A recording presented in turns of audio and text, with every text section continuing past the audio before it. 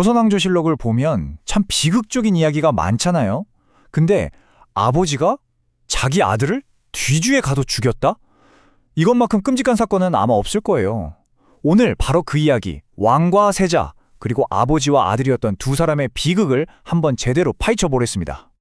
자, 그러니까 질문은 정말 딱 하나예요. 도대체 아버지는 왜 자기 아들을 뒤주에 가둬서 굶겨 죽여야만 했을까요?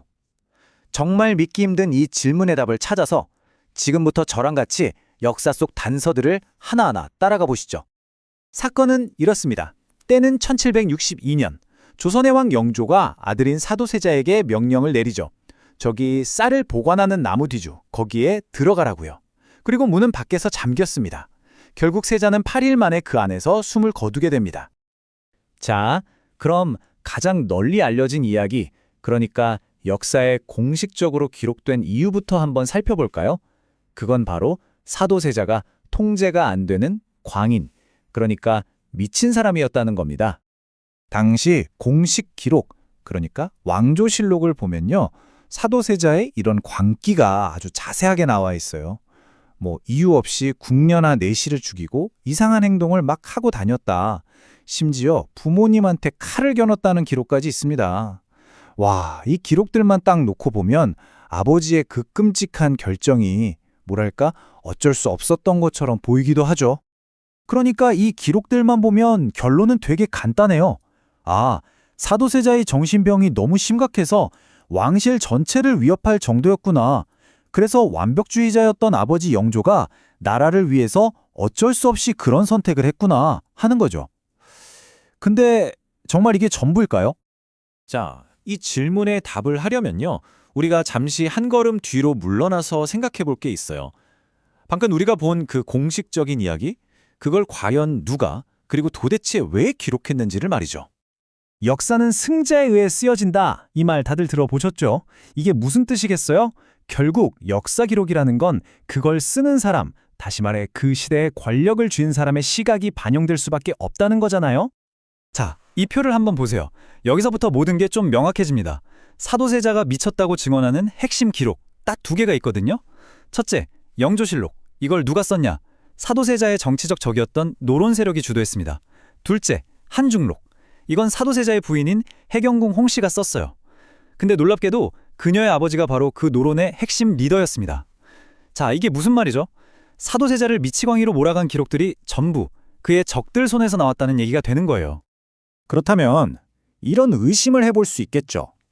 혹시 우리가 알고 있는 사도세자의 광기라는 게 사실은 그를 제거하고 싶었던 정적들이 일부러 만들어낸 과장되고 왜곡된 이야기는 아니었을까요?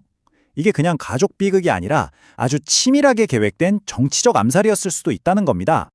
자, 이제부터는 이 비극 뒤에 숨어있는 훨씬 더 깊은 정치적 음모론을 한번 들여다볼 겁니다. 놀랍게도 이 모든 일은 사도세자가 태어나기도 전부터 이미 시작되고 있었어요.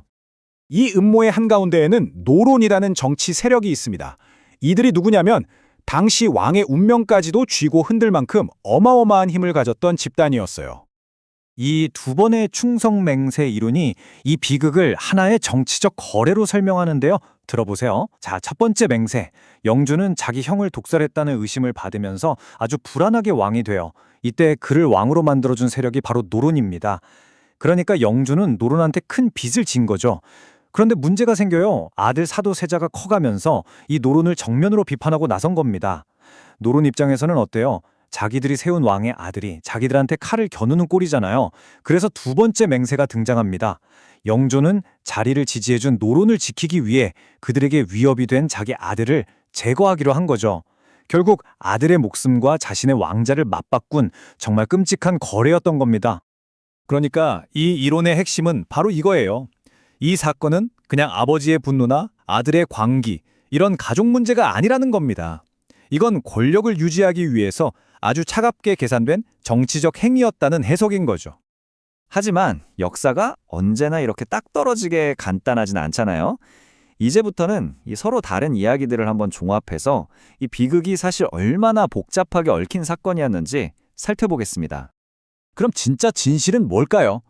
아마 흑 아니면 백, 이렇게 나눌 수 있는 게 아닐 겁니다. 이 모든 게 뒤섞인 회색 지대 어딘가에 있겠죠. 그러니까 노론의 정치적 음모도 있었고 아버지 영조의 그 완벽주의가 주는 심리적 압박도 엄청났을 거고요.